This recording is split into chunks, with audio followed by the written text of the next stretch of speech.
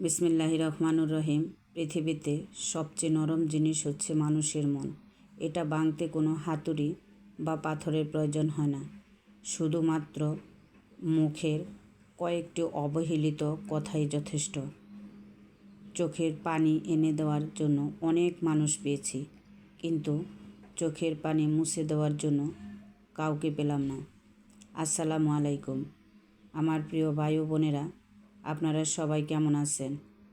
আশা করি আল্লাহর অশেষ রহমতে আপনারা সবাই ভালো আছেন। আমিও ভালো আছি, আলহামদুলিল্লাহ।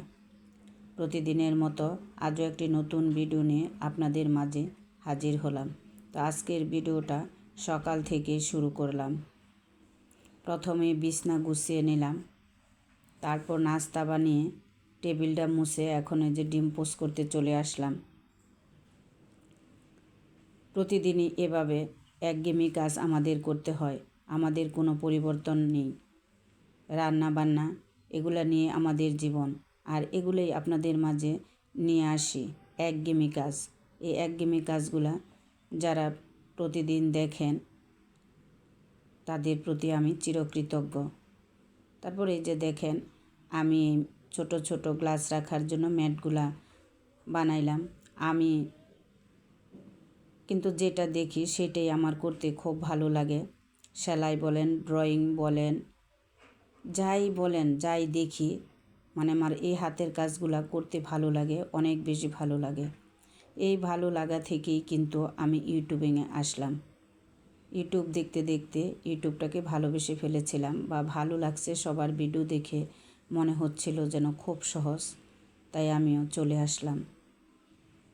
তারপর নাস্তা খাওয়ার পর দেখেন আমি মরিচ নিয়ে আনছিলাম, মরিচগুলো শুকাইয়া ভাঙ্গায় নিয়ে আসলাম। এখন আমি বয়মে ভরে নিব। এখানে আমার 2 কেজি মরিচ, তা আমার 1 বছর চলে যাবে, সাথে আরও কাঁচা মরিচ থাকবে রান্নার জন্য। তো সব কিছু মিলায় 1 বছর এই 2 কেজি মরিচে আমার চলে যাবে, কারণ আমি জাল খুব কম খাই, জালটা খেতে পারি না। আসলে ভালো লাগা থেকেই মানুষ অনেক কিছু করে। তারপর মরিচগুলো গুছিয়ে আইসা আমি ভাবতেছি একটু রোল বানাবো, যেহেতু এখন সবজির দিন, সবজি দিয়ে কিছু রোল বানায় রাখলে মেয়েরা যখন মন চায় তখন আমরা বের করে খেতে পারবো, মেয়েরাও খেতে পারবে। প্রথমে আমি আটা নিয়ে নিছি, এটা কিন্তু ময়দা না, আমি নর্মালভাবে বানাবো, কোনো স্পেশালভাবে না। স্পেশালভাবে বানাইতে গেলে অনেক সময়ের প্রয়োজন, অনেক খরচেরও প্রয়োজন। তো নর্মালভাবে বানাবো, যাতে কম সময়ে কম খরচে হয়ে যায়।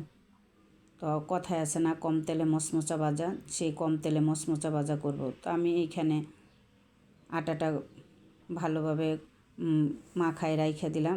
রাখার পরে যে বাজার থেকে শাক নিয়ে আসছে, তো এগুলা কাইটা বাইসা নিতেছি। তো পালং শাকটা খুবই ভালো লাগে, আমার বড় মেয়ের খুব পছন্দ পালং শাক। আমার কাছে আবার খুব বেশি ভালো লাগে না, ভালো লাগে। তো আমার মেয়ের কাছে, মেয়ে সবসময় বলে আম্মু আমার খুব খুব বেশি ভালো লাগে পালং শাক, তো ওর জন্য নিয়ে আসলাম।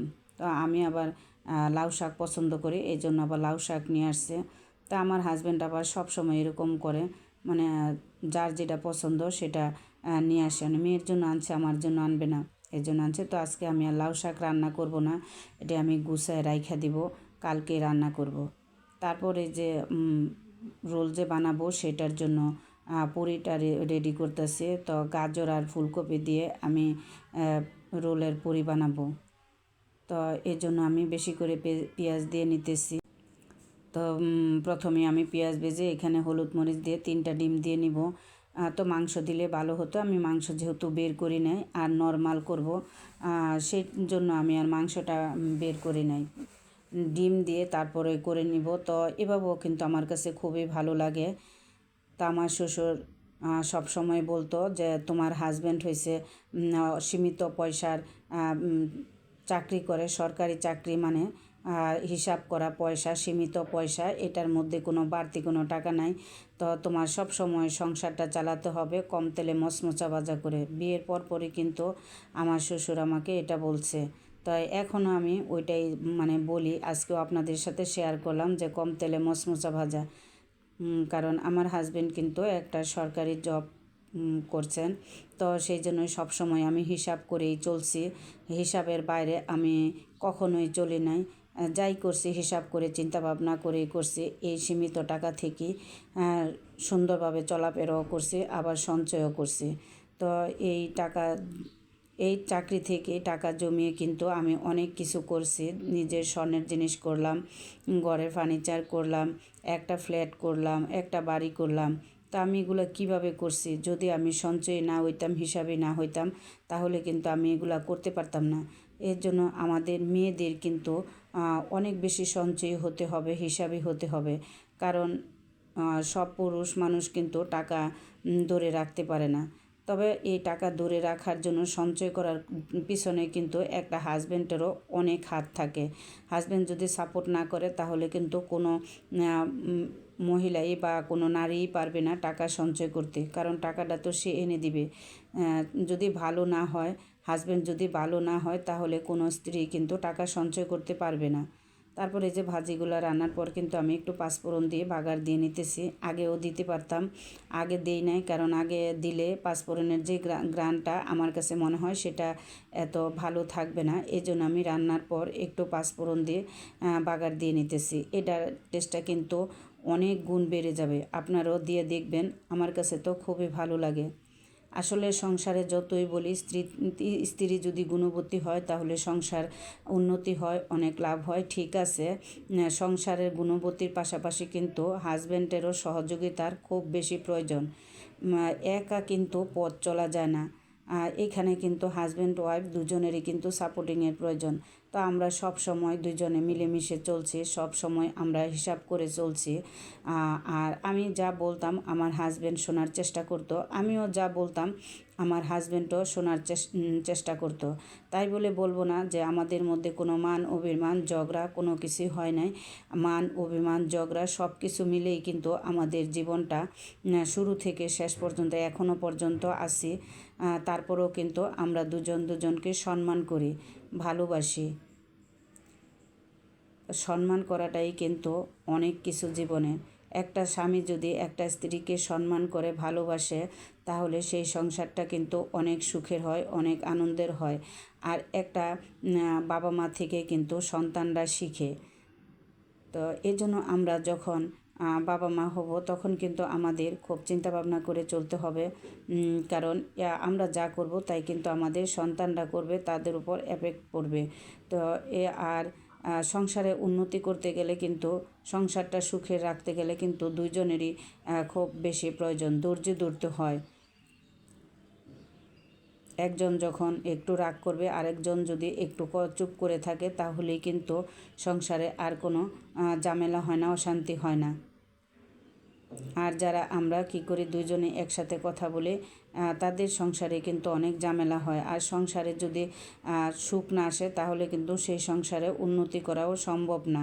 সঞ্চয় তখনই করতে পারবো যখন একজন আরেকজনকে আমরা সাপোর্ট করব। না, আমি যদি সঞ্চয় করি, আমার হাজব্যান্ড যদি সেটা পছন্দ না করে, তাহলে কিন্তু আমার সঞ্চয় করা কোনো পক্ষেই সম্ভব না। তো জীবনের প্রথম থেকে যদি আমরা একটু হিসাব করে চলি, তাহলে কিন্তু আমরা জীবনের শেষ সময়ে কিন্তু অনেক ভালো থাকতে পারবো। হিসাব মানে এই না যে আমরা না খেয়ে না পরে তারপরে আমরা সঞ্চয় করব। অবশ্যই আমরা আমাদের চাহিদা অনুযায়ী আমরা খরচ করব। আজকে যে জিনিসটা মন চাবে 5 বছর পরে কিন্তু সেই জিনিসটা মন চাইবে না। আমাদের মনের চাহিদাটাও কিন্তু পূরণ করতে হবে। না খায়া না পইরা সঞ্চয় করার মধ্যে আমি মনে করি কোনো সুখ নাই, কোনো শান্তি নাই। কারণ আজকে আমার যে কাপড়টা পরতে মন চাইতেছে, আমার 5 বছর পরে কিন্তু আমার এই কাপড়টা পরতে মন চাইব না। তো আপনাদের সাথে কথা বলতে বলতে দেখেন আমি পালং শাকটা বসায় দিয়ে ওই পাশের চুলায় দিয়ে এই পাশের চুলায় আমি লাউটা রান্না করে নিতেছি। তো এই যে দেখুন, আমি এই যে এই পাশের চুলায় আমি 2 চুলায় দিয়ে দিছি, কারণ ছোট দিন এক চুলায় রান্না করে কিন্তু কুলাইতে পারি না। মানে সময় যে কিভাবে যায় জানি না, সারাক্ষণই তো করতে থাকি, তারপরও সময়টা চলে যায়। তো এই যে আমি আবার লাউয়ের মধ্যে টমেটো দিয়ে দিতেছি। এদিনে লাউ দিয়ে টমেটো কিন্তু অনেক স্বাদ লাগে। তো মাছগুলো আমি ছোট ছোট করে কেটে ভেজে নিয়েছিলাম। কাঁচা মাছ দিলে আমার মেয়েরা খাইতে চায় না, আমার হাজব্যান্ডও খাইতে চায় না, বলে ভালো লাগে না। তো এই জন্য আমি ছোট ছোট পিস করে আমি মাছগুলা ভাইজা নিছি কড়া করে। তো ভিডিওটা দেখতে দেখতে যারা এই পর্যন্ত চলে আসছেন, আপনাদের প্রতি ছোট্ট একটা রিকোয়েস্ট, প্লিজ আপনারা লাইক দিয়ে ভিডিওর বাকিটা সময় আমার সঙ্গেই থাকুন। আশা করি ভালো লাগবে। আজ হয়তো ভালো লাগে না, কাল হয়তো ভালো লাগতেও পারে। কখন কার কোন কাজ দেখে ভালো লাগে কেউ বলতে পারে না। তো আমার ভিডিওটা যে যেখান থেকে দেখতেছেন, কাছে এবং দূরে, দেশ এবং দেশের বাহিরে, ছোট বড় সবাইকে জানাই অন্তরের অন্তঃস্থল থেকে অফুরন্ত ভালোবাসা। আমার ভিডিওটা দেখতে দেখতে যদি আমার ভিডিওর কোনো অংশে কথায় বা কাজে ভালো লেগে যায়, তাহলে আমার চ্যানেলটা সাবস্ক্রাইব করে পাশে থাকা বেল আইকনটা অন করে দিবেন। তাহলে আমি ভিডিও ছাড়া মাত্রই আপনাদের কাছে পৌঁছায় যাবে। তো আমার ভিডিওর নিচে এসে আমার অনেক প্রিয় প্রিয় আপুরা আমাকে এত সুন্দর সুন্দর কমেন্ট করে, কি বলবো। আপুদের কমেন্ট পেয়ে আমি অনেক খুশি। আপু, আপনাদেরকে অসংখ্য ধন্যবাদ। আপনাদের প্রতি রইল অনেক অনেক ভালোবাসা ও দোয়া। আপনারা এভাবেই আমাকে সাপোর্ট করবেন, এভাবেই আমাকে ভালোবাসা দিবেন। আমার ভিডিওর নিচে আইসা বড় বড় কমেন্ট করতে হবে না, কারণ আমরা সবাই ব্যস্ত। আমিও জানি, আমিও অনেক ব্যস্ত থাকি। এই জন্য আমি কিছুই মনে করব না। তবে একটাই অনুরোধ সবার কাছে, আমার ভিডিওটা ফুল ওয়াচ করে দিবেন প্লিজ। আপনারা কেউ টাইনা টাইনা ভিডিওটা দেখবেন না। আপনারা অন করে রাখা আপনাদের কাজে আপনারা চলে যাবেন, ভিডিওটা এমনিতেই শেষ হয়ে যাবে। শুধু অন রেখে ফুল ওয়াচ, এটা বললেই আমি বুঝবো, বা মাশাল্লাহ, ইনশাল্লাহ, আলহামদুলিল্লাহ। কারণ এই কথাটার মানে আমি বুঝি। এগুলা যারা বলবে তারা মিথ্যা বলতে পারবে না, এটা আমার বিশ্বাস, এটাই বিশ্বাস করতে হবে। তো আমার ভিডিওর মধ্যে যদি কোনো ভুল ত্রুটি বেয়াদবি হয়ে থাকে, সবাই ক্ষমার দৃষ্টিতে দেখবেন। কারণ আমি মানুষ মাত্রই ভুল হয়। তারপরে যে রান্নাবান্না করে দুপুরে খাওয়া দাওয়া করে কিন্তু আমি এই রোলগুলা বানিয়ে নিতেছি। তো একে একে সবগুলা রোল বানিয়ে এইভাবেই কিন্তু আমি ডিপে রেখে দিব, প্লেটে দিয়া। পরে যখন একটু শক্ত হবে তখন বের করে আমি বক্সে ভরে রাইখা দিব। যখন মনে চাইব তখন একটা দুটা করে বের করে খেয়ে নিব। এটার মধ্যে কিন্তু ডিম, টুস্টের গুঁড়াও দেওয়া যাইতো, কিন্তু ওই যে প্রথমেই বললাম কম তেলে মচমচা ভাজা সব সময় তো স্পেশালভাবে খাই, আজকে একটু নর্মালভাবে বানিয়ে নিলাম। স্পেশালভাবে বানাইতে গেলে অনেক খরচের প্রয়োজন, এজন্য আমি এভাবে বানিয়ে নিলাম। যখন ক্ষুধা লাগে একটা দুটা বের করে কিন্তু আমরা খেতে পারবো। তো অনেক কিছুই বলার ছিল, কিন্তু ভিডিওটা শেষ হয়ে গেছে, তাই বলতে পারলাম না। তো আমার ভিডিওর মধ্যে যদি কোনো ভুল ত্রুটি বেয়াদবি হয়ে থাকে, সবাই ক্ষমার দৃষ্টিতে দেখবেন। তো আজকের মতো এখানেই বিদায় নিলাম। সবাই ভালো থাকবেন, সুস্থ থাকবেন, নিজের প্রতি খেয়াল রাখবেন, নিজেকে ভালোবাসবেন। আসসালামু আলাইকুম।